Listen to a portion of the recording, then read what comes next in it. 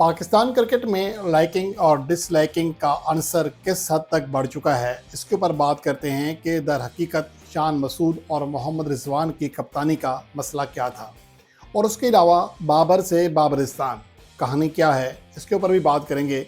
और उसके अलावा जो सबसे बड़ी खबर है वो ये है कि वेस्ट इंडीज़ और बांग्लादेश के दरमियान होने वाली T20 सीरीज़ ने पाकिस्तान की T20 रैंकिंग में तरक्की की राह में बड़ी रुकावट खड़ी कर दी है। अब पाकिस्तान को क्या करना होगा, यहाँ तक कि अगर पाकिस्तान टीम क्लीन स्वीप भी कर जाए साउथ अफ्रीका के ख़िलाफ़, तब भी उसकी मुश्किलात बढ़ चुकी हैं। इसके ऊपर भी बात करते हैं। सबसे पहले बात करते हैं लाइकिंग और डिसलाइकिंग की। जहाँ तक हमारे यहाँ खेल का ताल्लुक़ है, ये हमेशा होता रहा है, लेकिन जिस तरह अब सरेआम खुल्ला इंसाफ की धज्जियाँ बखेरी जा रही हैं, मेरिट का कत्लेआम किया जा रहा है, इसकी शायद माजी में मिसाल ना मिलती है। यहाँ पर कई ऐसे फ़ैसले हैं जिन पर कोई भी एतमाद करने के लिए तैयार नहीं है या कोई भी उसे इत्फाक करने के लिए तैयार नहीं है।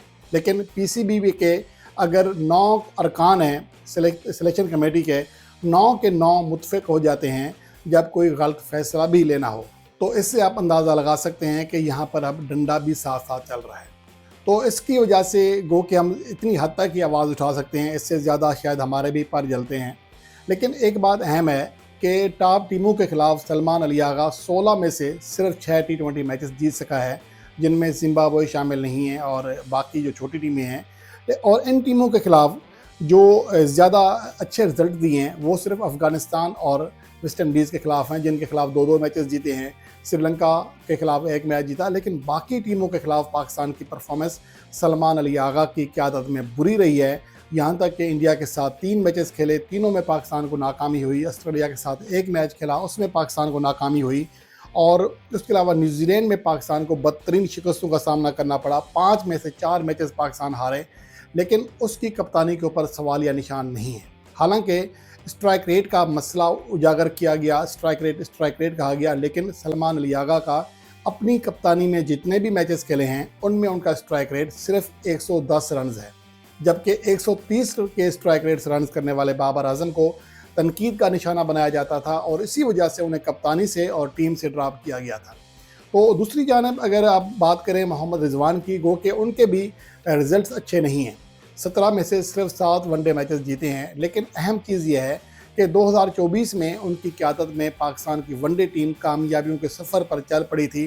ऑस्ट्रेलिया को ऑस्ट्रेलिया में हराया था, फिर जिम्बाब्वे सीरीज़ जीती, फिर उसके बाद साउथ अफ्रीका में कामयाबी हासिल की। लेकिन उसके बाद जब कंडीशंस चेंज हुई और हमारी सिलेक्शन का प्लान चेंज हुआ, तो पाकिस्तान टीम के नतायज यकसर मुख्तलिफ हो गए। लेकिन इसके बावजूद अगर आप ये कहें कि मोहम्मद रिजवान की कारकर्दगी ख़राब है, तो फिर सवाल ये पैदा होता है कि सलमान अली आगा की कारकर्दगी कौन सी है। अगर मोहम्मद रिजवान की क़यादत में खेले गए 20 वनडे मैचेस की बात करें, तो उसमें दूसरा ज़्यादा रन करने वाला मोहम्मद रिजवान है, दूसरे ज़्यादा 50+ इनिंग्स खेलने वाला मोहम्मद रिजवान है, दूसरे ज़्यादा छक्के लगाने वाला मोहम्मद रिजवान है, सैम अयूब के बाद दूसरी बेहतरीन एवरेज रखने वाला मोहम्मद रिजवान है। यानी कि एज ए बैटर उनकी कारकर्दगी लाजवाब है। और दूसरी जानिब सलमान अली आगा की कारकर्दगी आपके सामने रखी है। इसके बावजूद अगर मोहम्मद रिजवान को वनडे टीम की कप्तानी से हटाया जाता है और सलमान अली आगा को T20 कैप्टनसी पे बरकरार रखा जाता है, तो बहुत ज़्यादा सवालात भी खड़े होते हैं। बहरहाल अब देखना ये है कि आगे ये जो हमारा एक मेरिट का कत्लेआम या लाइकिंग डिसलाइकिंग का सिलसिला चल पड़ा है, ये कहाँ जाकर थमेगा। कहीं ऐसे पाकिस्तान की क्रिकेट मज़ीद तबाह तो नहीं होगी। उसके अलावा बात करते हैं कि बाबर आजम, जिसे सिडनी सिक्सर जो कि बिग बैश की टीम है, उसने एक नया सपोर्ट जोन बनाया है प्लेयर के लिए, बाबर आजम के लिए, बाबरिस्तान, जहां पर बाबर आजम के फैंस को इकट्ठा किया गया है। ये सिडनी सिक्सर की बेहतरीन मार्केटिंग प्लानिंग है कि बाबर आजम के जितने फैंस हैं उनको वो इकट्ठा कर रहे हैं। एक से उनकी जो मार्केट वैल्यू है वो बहुत बढ़ेगी। लेकिन दूसरी बात यह है कि एक तरफ जिम्बाब्वे और दूसरी तरफ बाबरिस्तान। अब देखना यह है कि कौन सा जो उनका लक़ब है वो ज़्यादा आगे चलता है, क्योंकि जो मुखालफिन हैं हमेशा उन्हें जिम्बाब्वे इसलिए कहते हैं कि उनको लगता है कि जिम्बाब्वे के ख़िलाफ़ उनकी कारकर्दगी अच्छी है, हालांकि ऐसा बिल्कुल नहीं है। और उसके अलावा जो एक और अहम खबर है वो ये है कि पाकिस्तान और साउथ अफ्रीका के दरमियान 28 अक्टूबर से 3 T20 मैचेस की सीरीज़ का आगाज़ होने जा रहा है। इसमें गो के पाकिस्तान के लिए ऑप्शन क्लीन था کہ اس میں کامیابی حاصل کر کے یا کلین سویپ کر کے پاکستان ٹیم بآسانی اپنی رینکنگ بہتر کر سکتی ہے، جہاں پر موجودہ وقت میں 233 ریٹنگ پوائنٹ کے ساتھ وہ 7ویں نمبر پر موجود ہے۔ لیکن اب پاکستان کے لیے مسئلہ یہ ہے کہ ترقی کرنے کا انحصار ویسٹ انڈیز اور بنگلہ دیش کے درمیان ہونے والی سیریز کے اوپر بھی منحصر ہے، یعنی کہ 27 اکتوبر سے 31 اکتوبر تک جو سیریز کھیلی جائے گی، یعنی کہ پاکستان سے پہلے پاکستان اور ساؤتھ افریقہ کی سیریز سے پہلے وہ سیریز شروع بھی ہوگی اور اختتام پذیر بھی ہوگی، اس کا نتیجہ پاکستان کی رینکنگ کے لیے بہت زیادہ اہم ہے۔ اگر ویسٹ انڈیز نے اس سیریز میں کامیابی حاصل کر لی تو پاکستان ٹیم اگر ساؤتھ افریقہ کے خلاف تینوں جو T20 میچز ہیں جیت بھی جائے تب بھی پاکستان کی ترقی نہیں ہو سکے گی۔